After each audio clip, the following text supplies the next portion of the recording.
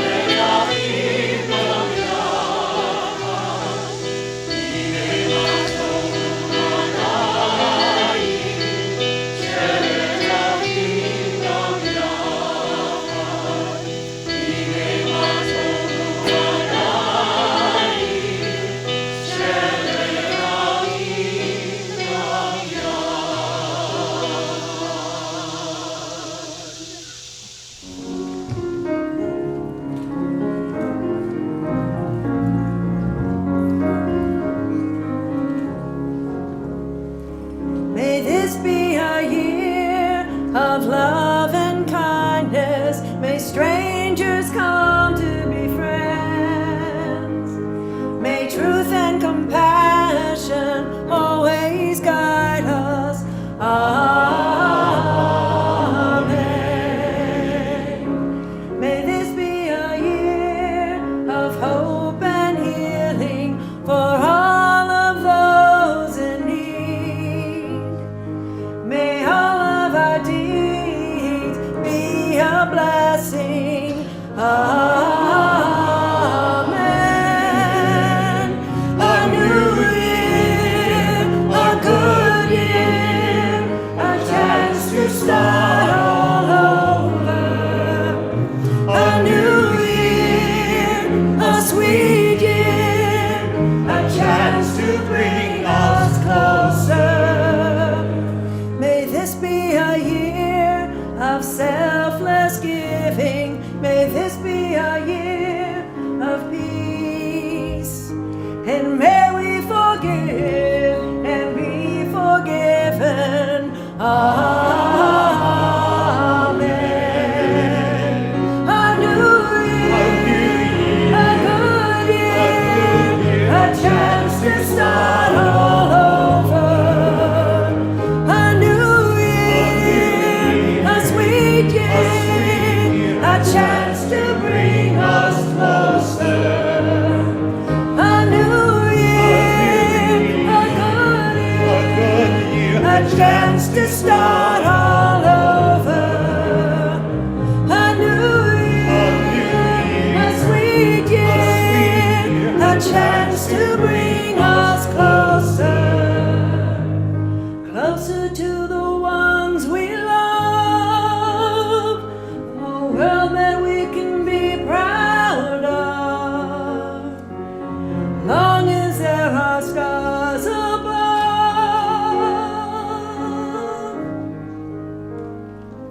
there comes a new year.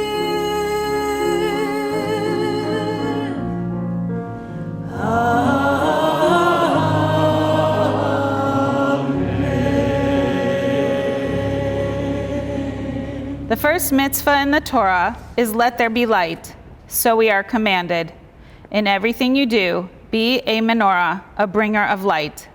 Live with honor, act with integrity, do your work with passion, and the radiance of your deeds will live after you.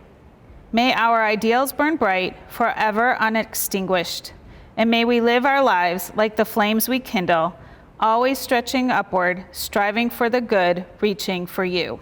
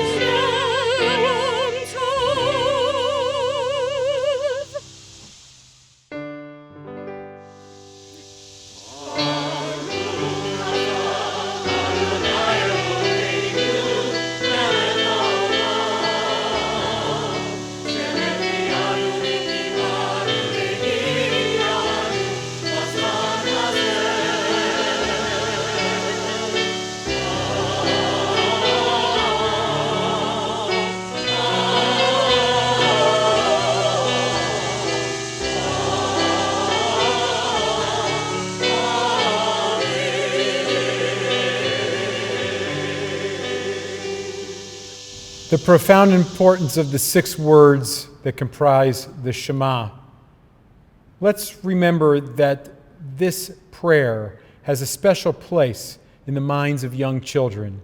And so the story is told that after the Shoah, after the Holocaust, Rabbi Eliezer Silver of Cincinnati went to Europe. He went there to look for Jewish survivors and especially for children who were hidden in monasteries during the war. And so the story tells that he enters into a certain monastery in Krakow, Poland, where he heard that there were many Jewish children who had been hidden, and asked the priest in charge if he could see the children just for a couple minutes before they went to bed.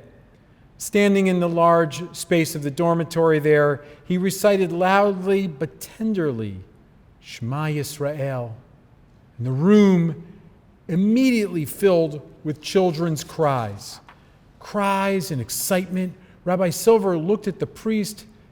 The priest looked back, and they both understood the meaning of this encounter. The children had recited these words every night with their mothers, who were no longer alive, before their world turned dark, and they were indelibly engraved in their hearts. And these words were the gate through which they returned to their people.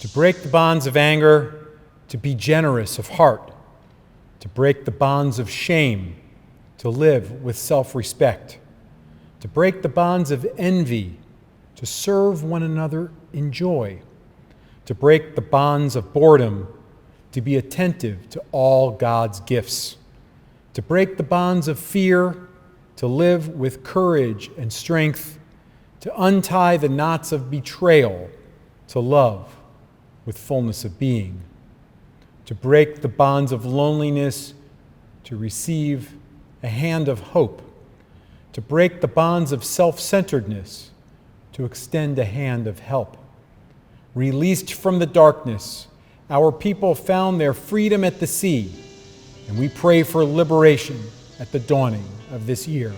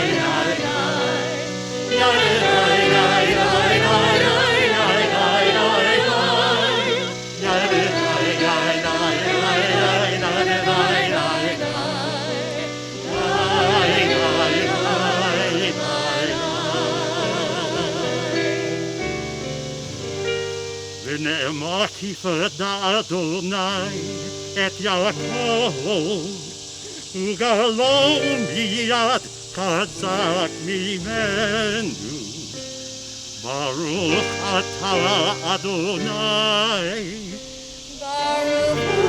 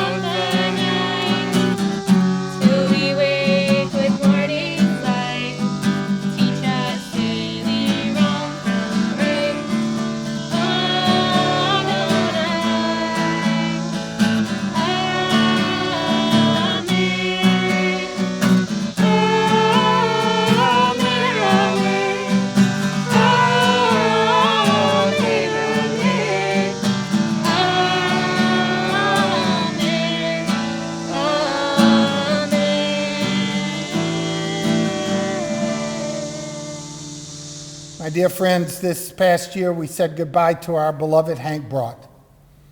Hank, who came into this community some 15 years ago, managed to go on 9 marches of the living. He was a Holocaust survivor, having survived 5 Nazi concentration camps. But the one thing that Hank was known for in this congregation was his beautiful voice, and he continued to sing here up until the few weeks before he passed. The one song that he sang that we all love to hear him sing was called V'shamru, and the Jewish people shall keep the Sabbath. So now, my friends, we are going to hear a video of Hank Brott once again singing V'shamru. L'dor v'ador, from generation to generation. We've said goodbye to Hank, but his presence is still with us, and we still feel his presence. May his memory be a blessing. ושמרו בני ישראל את השבת לעשות את השבת לראשם בריס עולם ביני ובין בני ישראל עושי לעולם כי שורש יומן השמיים יסורץ וביום השביעי שובס והיינו פרש. For us, the book of life has been reduced to words of casual welcome, spoken or written on cards. Lshanah Tovah tikatevu. May you be inscribed for a good year.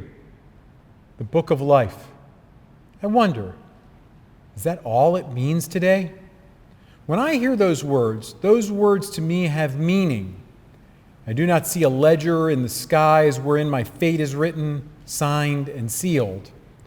Nor do I see some greeting card bedecked with gaily colored scenes, where on the bottom line, unvocalized, appear the words Lshanah Tovah tikatevu. The book of life to me, it's a symbol. It says to me, you are recorded. What you say is more than words, words whispered into the wind. What you are is something more than pebbles on a beach. And what you do has an effect.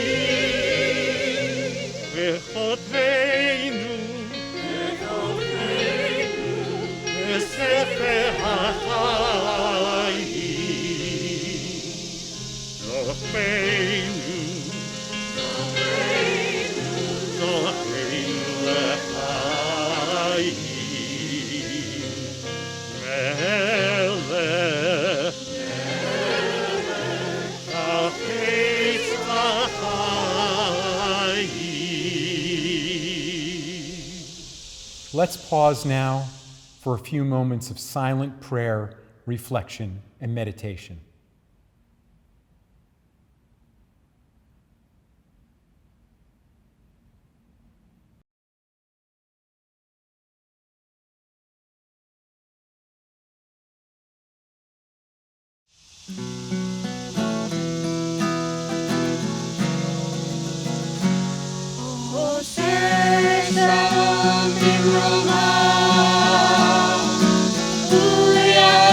Shalom Aleichem.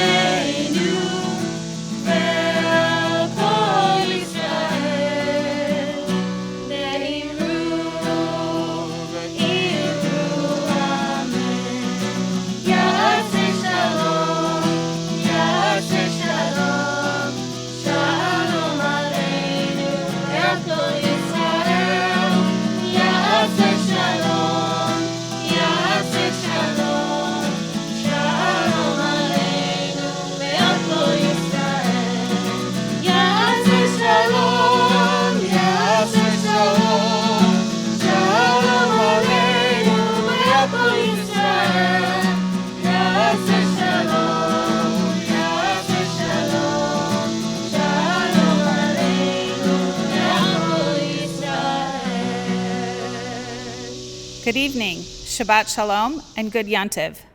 On behalf of the Temple Emmanuel Board of Trustees, I welcome you to our online Rosh Hashanah evening service. My name is Amy Epstein, and I have the distinct honor of serving as president of Temple Emmanuel for the next 2 years. Last December, I led a delegation of 14 Temple Emmanuel members to the Union for Reform Judaism Biennial in Chicago. We learned, studied, sang, prayed, and talked about the future of Temple Emmanuel and the Reform movement. I was inspired by the music. There is so much talent in our greater community. I was inspired by Rabbi Rick Jacobs, the president of the URJ. I was inspired by the diversity of our movement and how we have evolved over the years and continue to evolve and make changes in our daily and congregational lives. Little did any of us know that 3 months later, our community, our Kehillah, would physically shut down. This did not stop the vital congregational life we have at Temple Emmanuel. It barely paused. With the resilience that has characterized our people for thousands of years, we pivoted quickly, and our rabbis, staff, and lay leadership collaborated to offer a massive amount of programming to our community. We adapted and turned the journey in another direction. After 26 years of incredible service to our community, Rabbi Gutman will retire on June 30th of next year. With profound gratitude for the dedication, service, and love he has given our congregation, it is now time to shift and adapt and look to Rabbi Karen to lead us into the future. We have a distinct opportunity, one that has not happened at Temple Emmanuel in 18 years. We will search for an assistant clergy professional. With guidelines defined by the Central Conference of American Rabbis, the CCAR, and the American Conference of Cantors, the other ACC, we will search, albeit remotely, for the next assistant clergy for Temple Emmanuel. Although this can be a tedious process, we've gathered an enthusiastic work group eager to participate, guide, direct, and counsel Rabbi Andy and the congregation to find the right individual. I know many of you have a picture in your mind of who this individual should be. And as much, we want your feedback and input, and I really do mean that. First, we need to see the resumes, have the interviews, and do our best without any preconceived ideas and/or bias toward the candidates. Candidates will be referred from the Hebrew Union College placement offices of the Rabbinic Program and the Debbie Friedman School of Sacred Music Cantorial Program. Our candidates may already be working in the field, perhaps as a congregational pulpit rabbi, a Hillel rabbi, or a teacher or director in a Jewish day school. The options will be there, but what I'm asking from you is for your patience as well as your participation. We are planning to have congregational and community parlor meetings, and at that time we will ask for your feedback as we will meet as different cohorts of our wonderful community.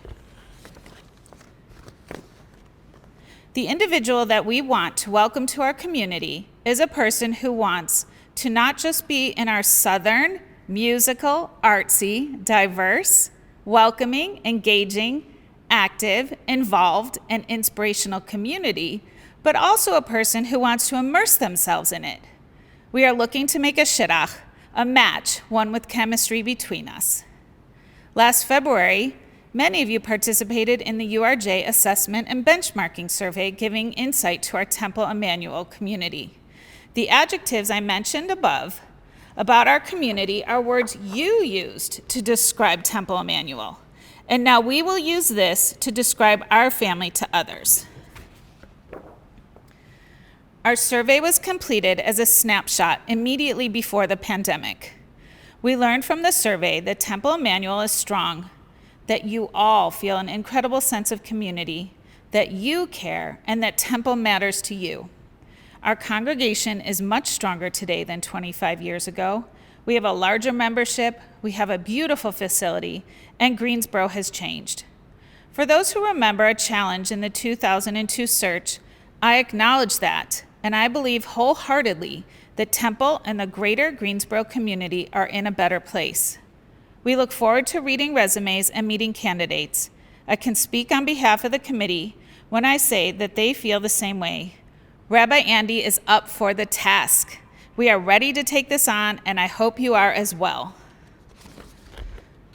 5781 will be an extraordinary year at Temple Emmanuel. I look forward to you joining the journey, whether it be committee work, study, prayer, music, education, food, or fun. We have something for each one of you. Join in. Let your voice be heard. Thank you to the rabbis, staff, teachers, volunteers, and members who make Temple Emmanuel the outstanding congregation that it is today. I would also like to give a special thank you to my family, Barry, Ronnie, and Sydney, for their ongoing support and understanding through all my years in leadership at Temple. Lshanah Tovah Tikatevu, wishing you a very happy, healthy, and sweet new year. Avinu Malkeinu, a prayer for renewal. We haven't forgotten Avinu Malkeinu, though we've overthrown kings and disobey fathers. And we have no great liking for absolute power. Akiva stood before you in a time of drought, and his words went up like a flame on the altar. Avinu Malkeinu, you alone are our rule. Avinu Malkeinu, have compassion for us. He was humble and forgiving, so his prayer was answered. Tonight we speak again in a time of drought, dry ground beneath us. No water, only rock. Not a hunger for bread or a thirst for water, but hearts that are longing to hear your voice, O God. For the sea of faith is all but gone, the tide's gone out on the empty beach. The world mocks our hopes, and life tests our courage. Why do the wicked live on and prosper? Why are you silent when they prey on the innocent, O God? And if your dominion is kindness and justice, why is creation in so much pain? Avinu Malkeinu, sustain our souls, send rain to our roots, help us find a way to pray. Make us humble and forgiving of ourselves and of one another. Avinu Malkeinu, renew these words. Help us speak them with conviction and believe their truth. 100 generations have stood before the ark, and they lifted up their voices like flame on the altar. And they put their trust in kindness and justice, and they gave their strength to make the promise real. Avinu Malkeinu, we haven't forgotten. Avinu Malkeinu, bring us back to you. Avinu Malkeinu, Shema Kolenu, Avinu Malkeinu, Chatanu lefanecha, Avinu Malkeinu, Chamon aleinu, Ve'alon aleinu, V'tavenu.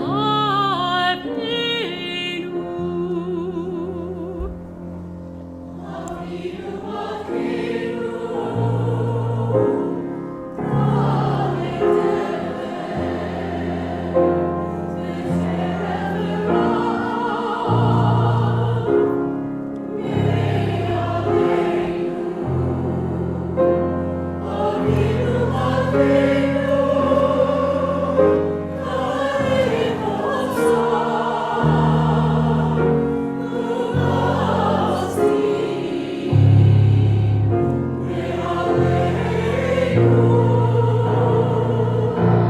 Avinu Malkeinu,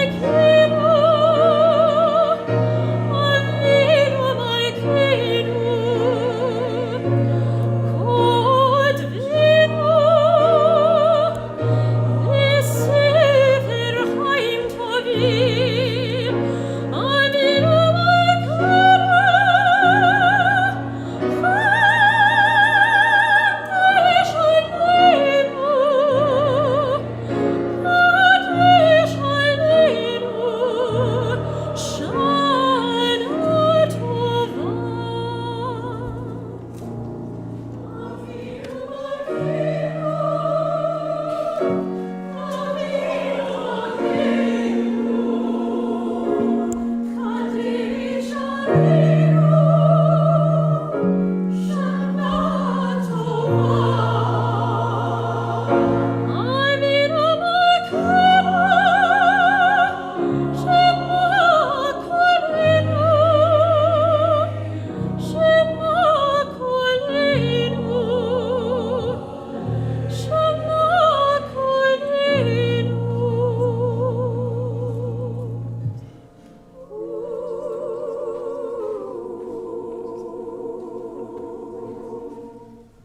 My dear friends, I've been thinking about what it means that this will probably be my last Rosh Hashanah sermon in this congregation. After 26 years of service to this wonderful holy community, I will be retiring on July 1st, 2021. I could have never imagined that my last year would be like this one. The COVID-19 pandemic has changed so much in our lives. There's almost no one who's not been affected in some way, yet despite all of this, our lives continue. In our family, just a few weeks ago, we welcomed a new baby boy. My son in Israel just moved into his first apartment, his first condominium as an owner. My other son is getting married next June. But I look back upon the past 25 plus years and cannot help but be so grateful. I'm grateful to Rabbi Koren, to Laura, to Brenda, the rest of the staff. I'm so grateful for the extraordinary lay leadership with whom I've been able to work.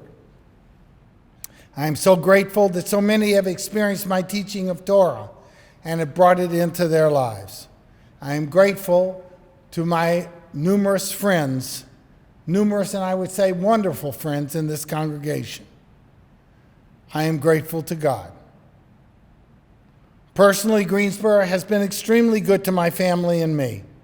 Our kids received an excellent education here, went on to outstanding colleges and universities, and have had and are currently having phenomenal careers. My wife Nancy created a large and extraordinarily successful family therapy practice. However, I am amazed at what you and I have been able to do together. Over the past 25 years, we've seen the membership of Temple Emmanuel grow from 360 families to some 600. We have witnessed an amazing capital campaign that raised more than $8 million to build this building. And we managed to endow the maintenance of our historic downtown temple. Even better, in my opinion, is the fact that every Saturday we learn together. Currently, some 50 to 60 people study Torah with us every Saturday morning. This is continued online even at this time. We have created and witnessed some amazing Martin Luther King Shabbat services. These services have been successful in raising our profile and improving our relationships with the African American community. We have created a Jewish festival, which has done much to raise the profile of Temple Emmanuel and the Greensboro Jewish community. Together with the support of our congregation and the Greensboro Jewish Federation, we have made it possible for our teens to attend the Litaken Social Action Seminar in Washington, D.C. This program at the Religious Action Center of Reform Judaism has been incredibly important in keeping our teens engaged throughout their high school experience. Again, together with the Federation, with their support, we have led 3 interfaith clergy trips to Israel. Our goal for these trips was to break down the religious, ethnic, and racial barriers that exist within Greensboro's clergy and the faith communities that they represent. The strategy to accomplish this goal was to have a pilgrimage to the Holy Land, wherein participants traveled, studied, and lived together. These trips also included a significant amount of discussion time to process our experiences while in Israel, while also discussing the challenges of bringing back a greater tolerance of greater diversity in Greensboro. In terms of interfaith relationships in Greensboro, these trips were game changers, and they would have never occurred without the support of many of you, and most especially the Greensboro Jewish Federation. Last but certainly not least, as a community and with the support of many donors in the Federation again, close to 300 teens and adults from Greensboro have attended the March of the Living to Poland and Israel. We have now taken from this community 16 trips. I'm so grateful to have been able to serve this holy congregation, and I look forward to the transition as Rabbi Andy Koren becomes the 14th senior rabbi in the history of Temple Emmanuel. Tomorrow morning, instead of reading the traditional story of the binding Isaac, we will read the story of the creation of the world. A little boy was overheard talking to himself as he strutted through his backyard, wearing his baseball cap, toting a ball and a bat, and saying, "I am the greatest hitter in the world." And then he tossed the ball in the air, took a swing, and missed. He missed. "Strike one," he yelled. But he bent over and he picked up the ball again, and he said, "I am the greatest hitter in the world." And he tossed the ball into the air and took a swing at it and missed. "Strike two," he cried. And then the boys paused to examine the bat and the ball carefully. He spit on his hands and rubbed them together, straightened his cap, and said once more, "I am the greatest hitter in the world." He tossed the ball up, swung the bat. He missed. Strike three. "Wow," he exclaimed. "I am the greatest pitcher in the world." You know, folks, in life, all of us strike out from time to time. As a matter of fact, at this time, it would seem that the world has struck out.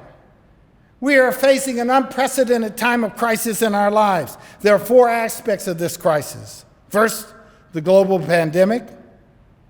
Second, an economic crisis that has caused so many to lose their jobs and so many small businesses to close for good. Third, a realization that we still have a long way to go in terms of race relationships. And finally, the climate crisis, which threatens the lives and well-beings of our children and our grandchildren. But this is where we return to the little boy of the story. Because the story is telling us that although life can be extremely challenging, do not focus on the strikes. Instead, especially at this time, let us focus on what we can do right. Let us focus on wearing masks. Let us focus on social distancing. Let us focus on washing our hands. But more than that, let us focus on the fact that when this pandemic is over, we will have the opportunity to create a new paradigm. The new paradigm can have many aspects. Maybe it'll include our personal relationships. And maybe it will include, hopefully, the way in which we will reconfigure human society in our country and on this planet. What were God's first words in the Bible, in the Torah? What do they give us? What picture do they give us about God? God's opening words are Vahiyahi, or let there be light. This is what God is about. God brings out light out of darkness, order out of chaos, joy out of sorrow, peace out of conflict, and that is what Judaism is and should be all about. Filling the world with light, the light of love, the light of compassion, the light of Torah, the light of peace, the light of health, and the light of redemption. But in order to bring light into the world, we must first find it within ourselves. If you are looking to bring more light in the world, begin by looking for the light in yourself. Focus on the good things you are already doing, develop them, and multiply them. You know that we in our congregation often make New Year's resolutions on both Rosh Hashanah and the secular New Year. Next year I'll lose weight. Next year I'll be a better parent. Next year I'll be a better son or daughter. Next year I'll control my temper. Next year I'll be less reactive. Next year I will try to be a better Jew. I can go on, but we know how infrequently we live up to these resolutions. However, at this time, when there's so much darkness in the world, let us not focus on the fact that we did not keep last year's New Year's resolution, but rather that we made some and are going to make some now. In the midst of all of the problems of the world, let us focus on the good things we already do. As part of our Yom Kippur liturgy, we will read a passage called Al Chet Shechatanu Lefanecha, for the sins that we have committed against you. A colleague of mine has rewritten this poem, this prayer, Al Chet, for the sins, rewritten it for the time of COVID. In this version, we begin with our negatives. For the sin we have committed against you, by forgetting how fortunate we are to live through a plague with internet, electricity, and modern medicine. For the sin which we have committed against you for forgetting to thank the grocery workers, the garbage collectors, the plumbers, the other essential workers for putting their health at risk to help us get by. For the sin which we have committed against you for caring about how we look on Zoom, when in reality we should be worrying about other people who are worrying about losing their homes. For the sin which we have committed against you for not sharing where to find essentials when supplies went short, for forgetting that everyone else is struggling with the stress of this pandemic too. But interestingly enough, my colleague doesn't stop there. He continues by saying, let's turn it around and let's say, for the good we did or tried to do. For the good we did or tried to do for nurturing a spiritual practice to keep us whole during the months when we were most afraid and anxious. For reaching out to an isolated friend for a Zoom chat or a phone call. For finding new ways to eat well and stay healthy while the restaurants and the gyms were closed. For the few moments we remembered to care for ourselves while running our homes, doing our jobs, teaching and entertaining our children. And for remembering that this too shall pass. And finally, for the good that we did or tried to do by praying for peace and by speaking up and doing justice. Again, I feel that the best thing that we can do in this extraordinary dark time is to find the light in ourselves and to find it, and once we find it, nurture it within ourselves and in others. By finding the light in others, by pointing it out, we can help each other to accomplish things on a greater scale than we ever could have alone. Someone once asked a rabbi, "Rabbi, what is a good Jew?" And the rabbi answered, "A good Jew is a lamplighter." In the olden days, before modern street lights, villages had gas lanterns, and it was the job of a man to go around every night and light them. A Jew, said the rabbi, is one who sees candles everywhere and makes it his or her business to kindle them so that they can illuminate the darkness. But then the questioner continued, saying, "But what if the lamp is in a desolate wilderness?" There too, the rabbi answered, he must go to kindle the lamp. But the questioner asked another question. But what if the lamp is across the ocean? He must be willing to get himself wet and go and kindle the lamp. And thinking about this, the man finally asked, "What if I don't see any lamps to be kindled?" Then the rabbi answers, "You should strive to be a better Jew. For a good Jew is a Jew who sees the bright spot in everyone." This is a great description of how we can choose to live. We can choose to live searching for the good in others and in our communities and our homes. We can focus on the strength of our children. We can help them build their self-esteem and kindle the light of their soul. Once while on the March of the Living in Poland, I heard the following story from a survivor. The survivor and his wife had survived the Holocaust with the help of an unemployed Polish typesetter named Bolek. This man named Bolek hid them in his house till the end of the war. And one night, Bolek drank too much. He drank too much vodka and started babbling to them. He said, "The most powerful man in Europe, Hitler, says that you two Jews should die. And I, Bolek, a powerless typesetter, say that you two Jews should live. Now let us see who's win. Now let us see who wins this." And that is why they lived. Because of this man, Bolek. Because even in his semi-drunk stupor, he was saying the truth. What was he saying? He was saying, "I will be their light in a darkened world." So think about it, my friends. Every one of us can be a light to someone who needs help. And if we do, we can make the world better. We can make the world more filled with God's presence. On this holiday, a day which is celebrated in the midst of a horrible pandemic, let us remember, therefore, that the third verse of the Torah, God's first words are, "Let us be light." And then it says, "And there was light." My friends, may you find your light. May you nurture the light within yourselves and everyone around you, and may it be a year filled with light. And so as we begin this new year, and as I begin my last year in this holy congregation, I want to wish you all a happy and healthy new year. May the new year of 5781 be a year which will bring us all love, bring us all compassion, justice, bring us all warmth, friendship, bring us all peace. May this year be one of health. May it be one of sweetness, and may it be one of blessing for all. And may we all be inscribed for a blessing in the book of life. And together let us say, Amen.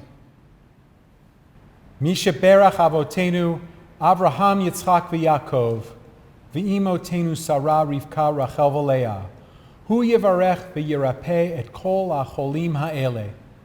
We ask, O God, that just as you've blessed our ancestors at this time, in years past, that you also bless our loved ones, our friends, those that we know of and those that we've heard of, with blessings of healing.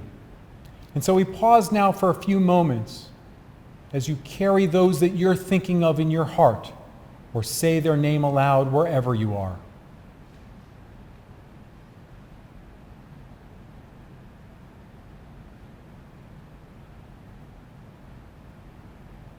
HaKadosh Baruch Hu Yimalei Rachamim Aleihem La'ach Limam L'Rapotam L'Achzicham V'Yishlach Lehem Mehera Refuah Shlema Min HaShamayim Refuat HaNefesh Refuat HaGuf B'toch Sha'ar Cholei Amo Yisrael V'Kol Ha'amim Hashta B'Gala V'Zman Kariv V'Nomar Amen. And so, God, we ask that you be filled with compassion for all of those that we're praying for, whether their ailments are on the physical level, on the mental health level, on the emotional level, or on the spiritual level. God, we pray that their strength may return and their health may be restored. And may each of them experience a complete renewal of body and spirit, to which we all say, Amen. Misha Berachot Abraham, Yitzchak, v'Yakov. Misha Berach Imotenu, Sarah, Rivka, Leah, v'Rachel. May the one who blessed our mothers, may the one who blessed our fathers, hear our prayer, hear our prayer, hear our prayer, hear our prayer, and bless us as well. Bless us with the power of your healing. Bless us with the power of your hope. May our hearts be filled with understanding and be strengthened by the power of your love. Bless us with the visions for tomorrow. Help us to reach out to those in pain. May the warmth of friendship ease our sorrow. Give us courage, give us faith, show us the way. Misha Berach Avotenu, Misha Berach Imotenu. Hear our prayer, hear our prayer, hear our prayer, hear our prayer,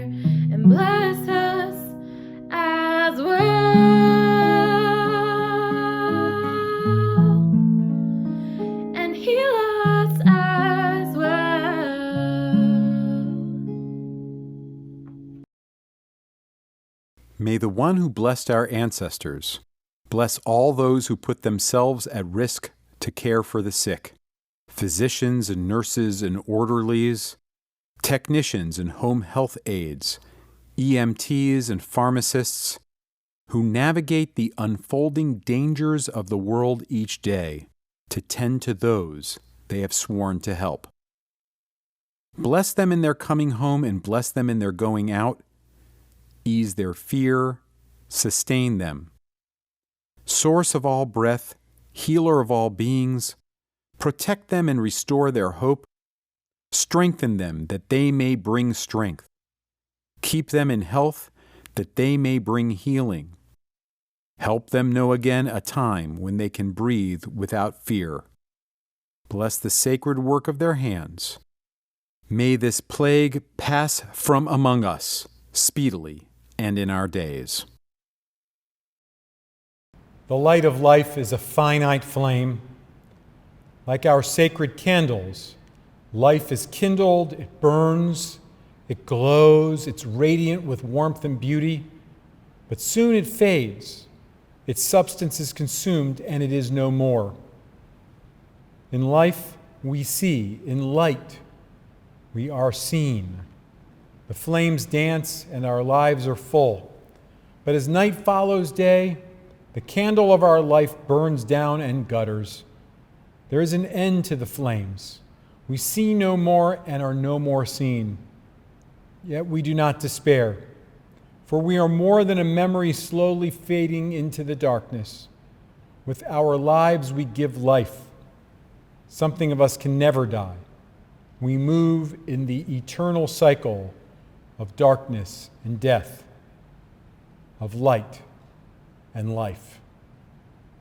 And so as we begin this new year, on this holy occasion, we keep in our memories the following loved ones: Clarence Sternberger, Roseanne Newman, Hannah Bank, Shirley Greenstein, Thomas Kolb, Albert Friedman, Rosalie Austin, Benjamin Weinberg, Betty Gay, Robert Millman, Louise Heimberg, Imogene Garber, Ruth Marcus, Anita Miller, Herb Van Schack, Herzl Rosenbaum, Marcus Feeder, Milton Garrett, Francis Lowenstein, Hilda Kubel, Mary Israel, Mickey Lieb, Bernard Gardner, all of whose yahrzeits took place during the course of this past week.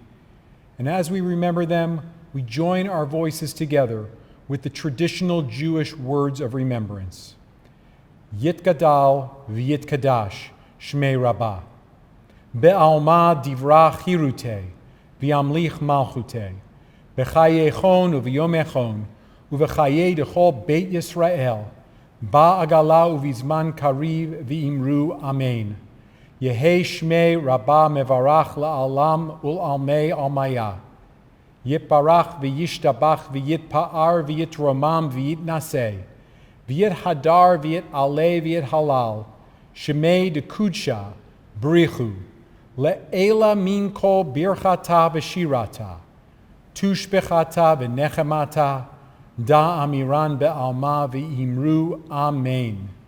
Yehei shalama rabba min shemaya.